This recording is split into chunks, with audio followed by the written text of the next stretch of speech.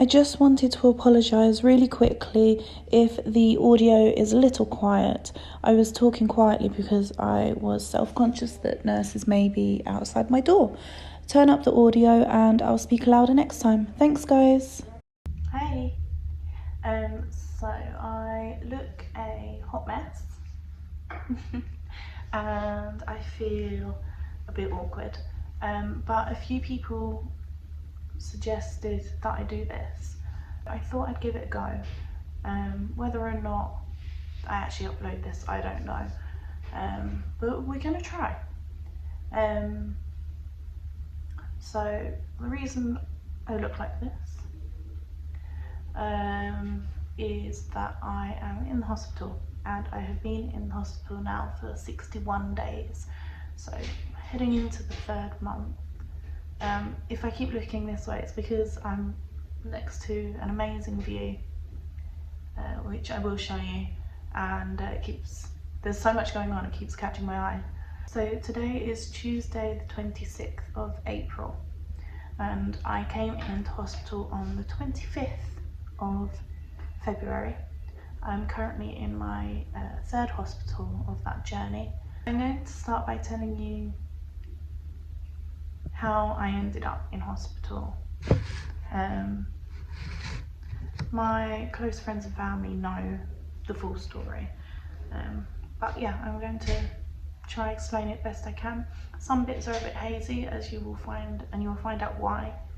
But let's go. So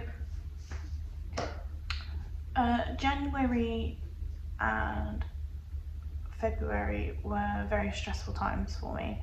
I had a very stressful event in my life that was probably beyond any stress that I had experienced before. Then mid-February I ended up feeling very unwell, and during this stressful period I'd also been struggling to breathe properly, and I put it down to the stress and anxiety and just not being able to breathe well.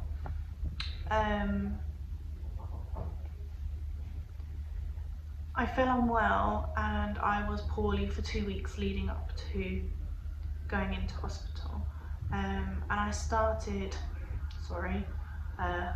vomiting and going to the toilet for the 2 weeks straight. It wouldn't stop.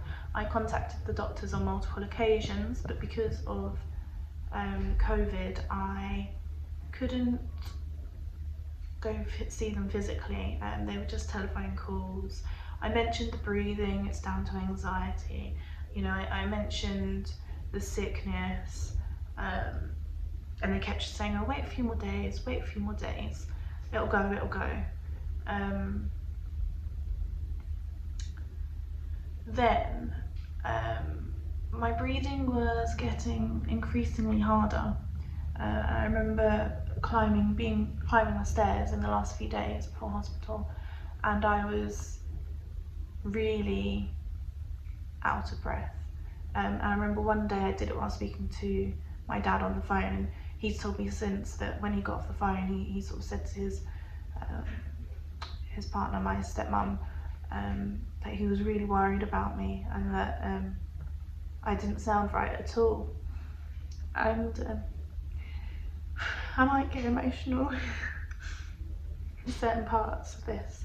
We're gonna hold it together. Hold it together. I would have to go halfway up my stairs, stop for a break, make the other half, and then I would go lay on my bed and like recuperate for 5 minutes, because it was such hard work. And half the time, majority of the time, I was carrying my baby as well, which makes it even harder. One night I woke up, it was about 3 AM, and I felt really bizarre and I felt really unwell, and I felt like my organs were not my organs. They felt like they weren't in there. It was really weird. I felt like I just had like a tummy full of organs, and nothing was actually attached. It was very strange. So I got up and I went to the bathroom because I thought maybe I'm gonna throw up, or maybe I need the loo to make me feel better, I don't know, because at this point I was still unwell in that sense. I went to the bathroom, I sat down, and then I realised that I was going to pass out. So I stumbled back to the bedroom, trying not to fall over, sat on the bed, and I dialed my mum instantly, and I told her that, I remember saying to her, something's not right, I don't feel well at all, and something's wrong. And I was talking to her, and then the next thing I know, I'm laying, and I wake up, I'm laying on the bed, but I'm across the bed the wrong way. And I can just hear my mum on the phone somewhere in the distance going, hello, hello. And I grabbed the phone, and I thought I'd dialed her in my sleep, and I hadn't. I'd passed out while speaking to her, telling her that something was very wrong. So she encouraged me to call 111, the emergency services. I dialed 111. They asked me a whole bunch of questions. I felt better than I did initially before calling them, so they advised that I go back to sleep, but I have someone come round to the house. I didn't have someone come round to the house because I didn't want to interrupt my mum.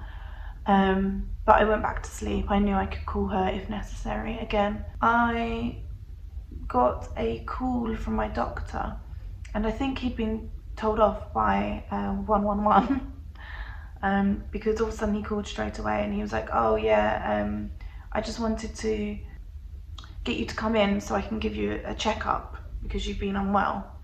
I'm like, okay, you definitely got told off for not checking up on me, because they'd asked if he'd actually seen me in person, and I said no, and they're a bit miffed by that. So he called me in, prodded and poked me and whatever else, and then he decided that I had something wrong with my kidneys. So he sent me to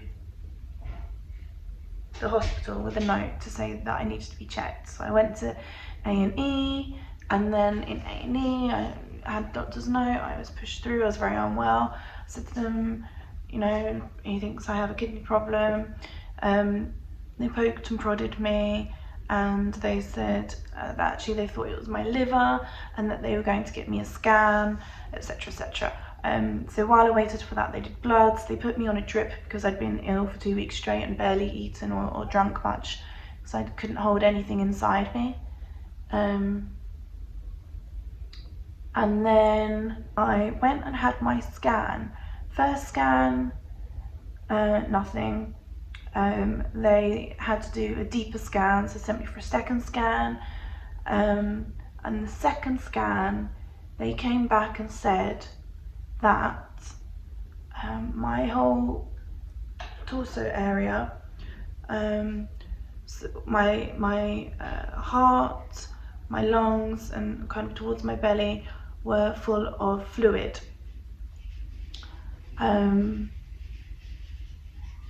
This explains a lot because, one, even though I hadn't been eating or drinking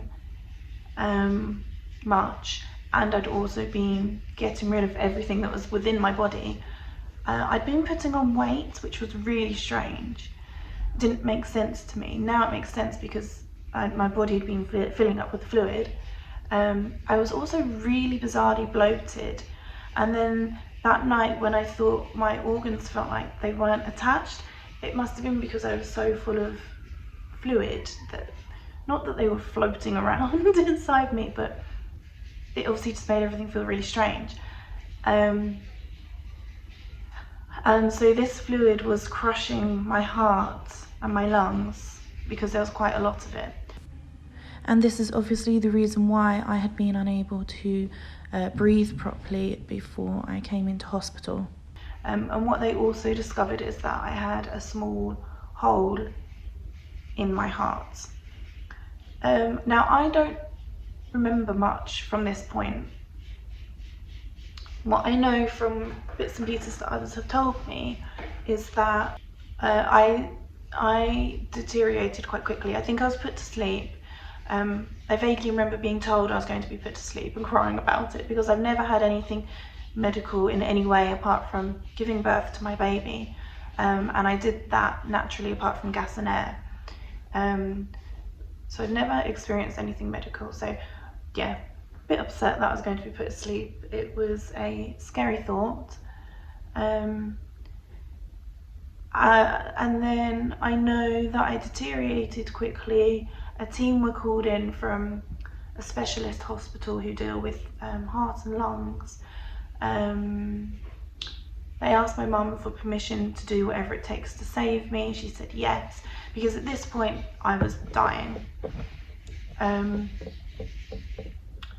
And so I was basically put into a medically induced coma, and I was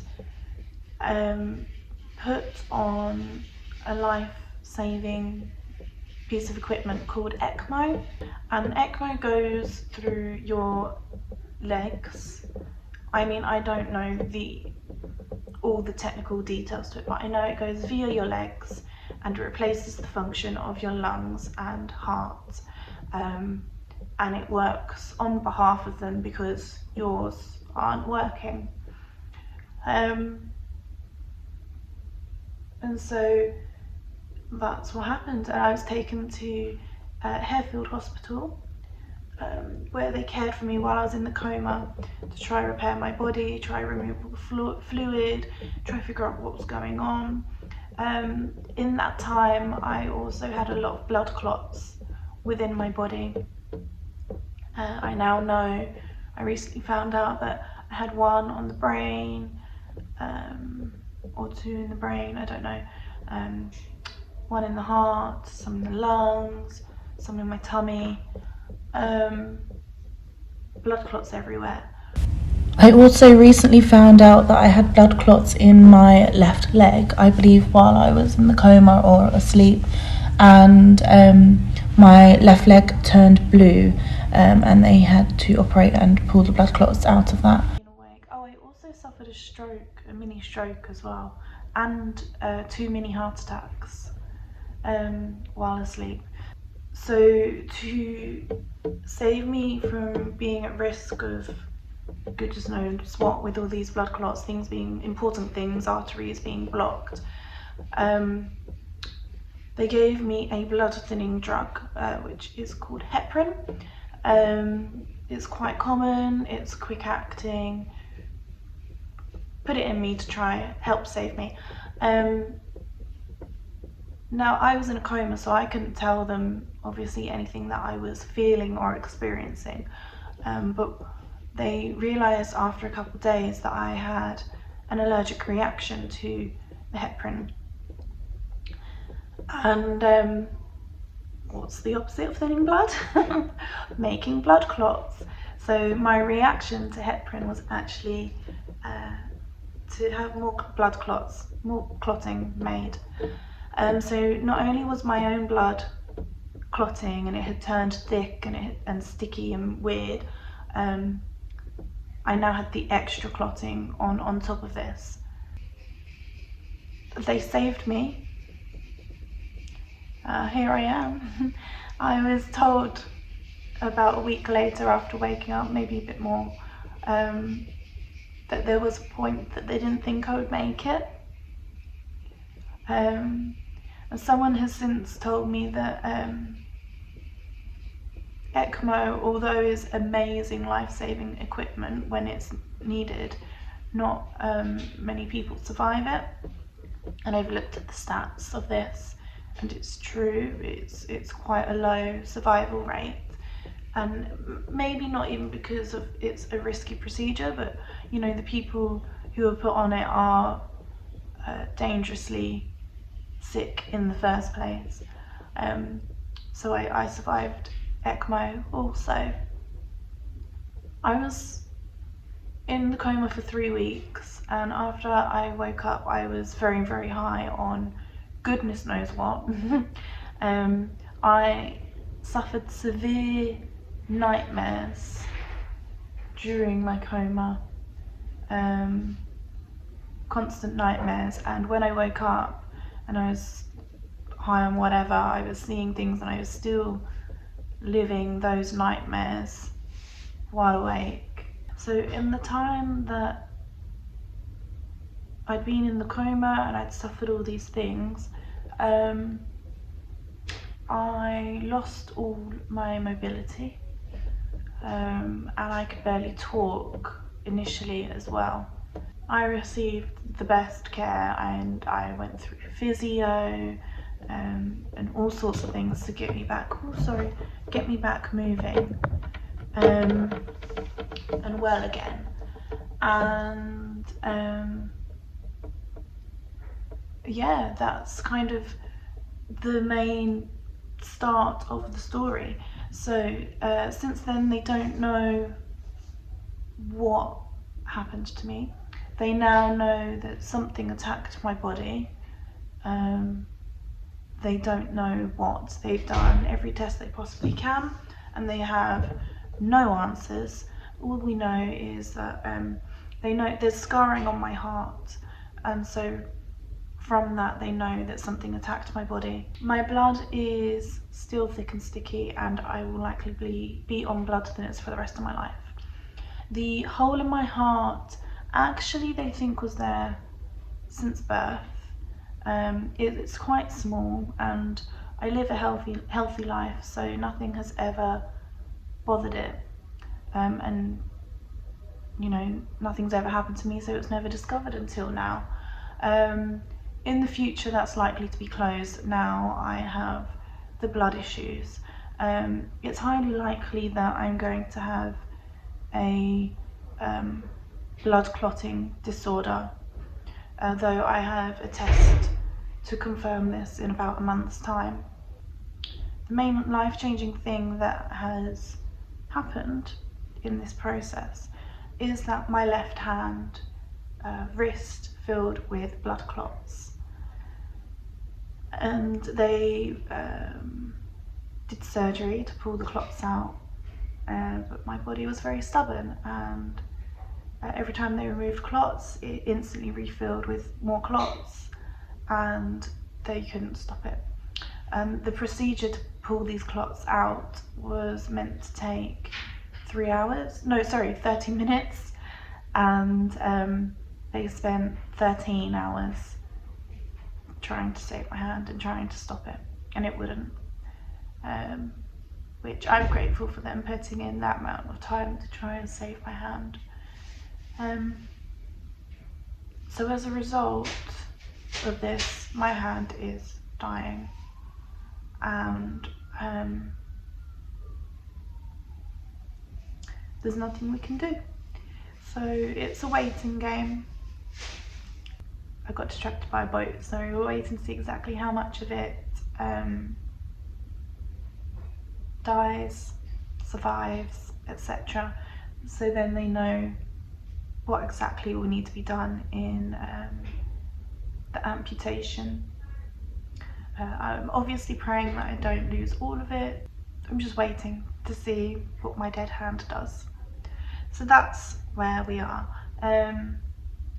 I'm no longer in Harefield. I'm in Tommy's, St Thomas's, which is in central London, right on the Thames. I will show you the amazing view, which is why I keep getting distracted. The Houses of Parliament were out of my window on the previous ward, which was a shared ward. This ward, I've got my own room, I've got my own bathroom, which is fabulous. I've got a beautiful view of the Thames, London Eye. It's amazing. And shortly, going for an X-ray on my hand, which will help us get an update of what exactly is going on, to help make a plan with moving forward. Yeah, I'm going to keep you updated with my story, my progress. We'll talk some more about my hand, Yeah, I'm going to document what happens with that. I've got therapy sessions coming up. I've got physio to do with it, and I've got to learn and accept that I may only have one hand going forward in the future. I'll be classed as disabled, and I've got to learn to love myself with that situation, my new look. Not to mention all my extra scarring, which is all over my body. We have scarring from lines, scarring from operations, scarring on my legs from the ECMO machine. We have scars everywhere, but each one of those scars tells part of this big story, which is, so I'm told, an interesting, fascinating story. I'm a mystery. They don't know what happened to me, why it happened. Yeah. I'll show you my view before I leave you be and not talk too much. Don't you know that you're beautiful?